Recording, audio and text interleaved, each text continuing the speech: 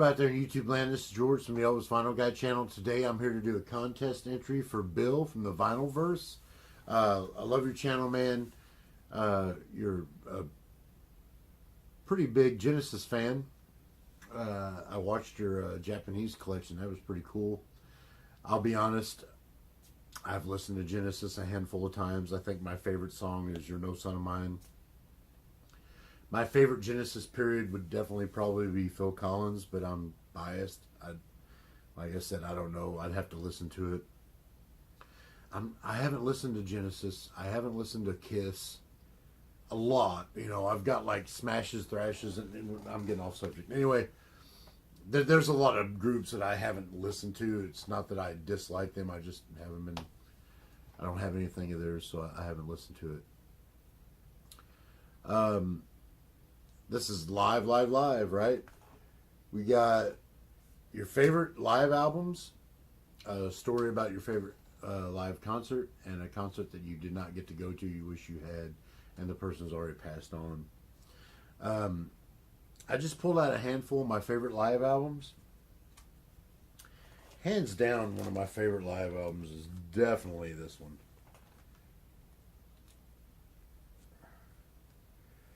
Probably the first live album I ever heard, and I still love it to this day. It's the London Chuck Berry sessions. His live version of Reelin' and a Rockin' on this is absolutely stunning. Not to mention the My Ding-a-Ling. But yes, I love that. I'm a humongous Doors fan, so absolutely live is one of my favorites. This is the Record Store Day release. I also have an original promo, white label promo copy, which is one of my key pieces in my collection. But this is an amazing live album. This is on blue vinyl. I don't want to take all these out because I just made a 32-minute video on vinyl finds, so make sure you're watching that too. And also, I'll leave a link to Bill's channel if you haven't subscribed to him yet. Get over there and do so. If you're one of my subscribers and you're watching this, please go subscribe, Bill. He's got a wealth of knowledge. He loves jazz, blues, progressive rock. I guess like Moody Blues and stuff like that, you know. So go there and check him out. Let me get back to the contest, would you? Of course, you know I'm a big Elvis fan. My favorite period of Elvis, my favorite Elvis album is Elvis, That's the Way It Is. Which obviously this is not. But this is live at the International Hotel. This is the dinner show, August 12th, 1970. This is part of what they recorded for Elvis, That's the Way It Is. This was another Record Store Day release. It was on the original orange labels from the 70s.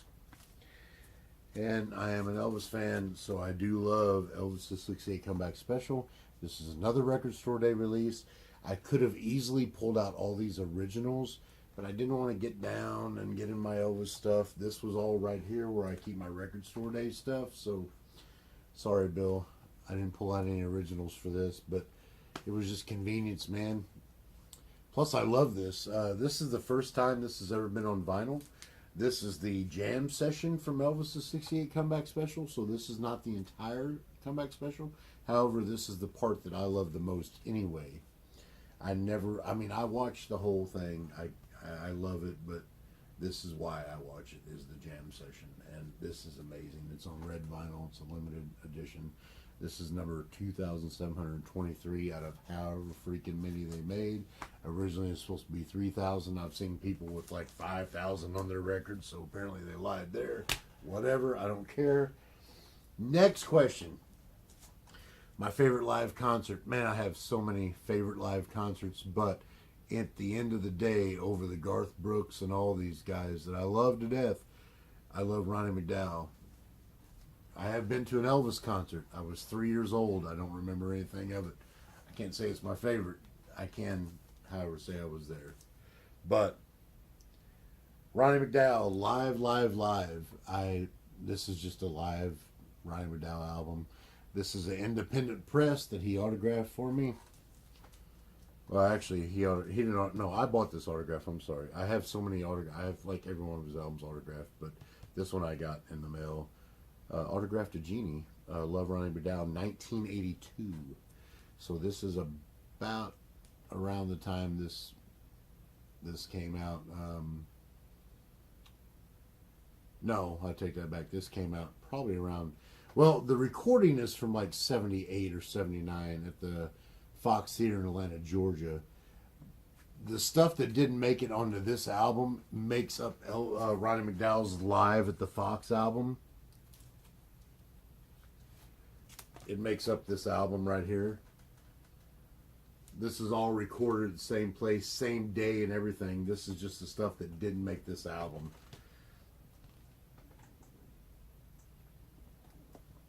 But yeah, right before I went to Marine Corps boot camp, I got to see my very first Ronnie McDowell concert. It was in Branson, Missouri. It was in 1992.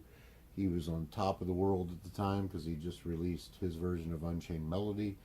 It was the most requested song in Saudi Arabia during the Desert Storm with the troops. So it was also one of the highest sold singles in country history.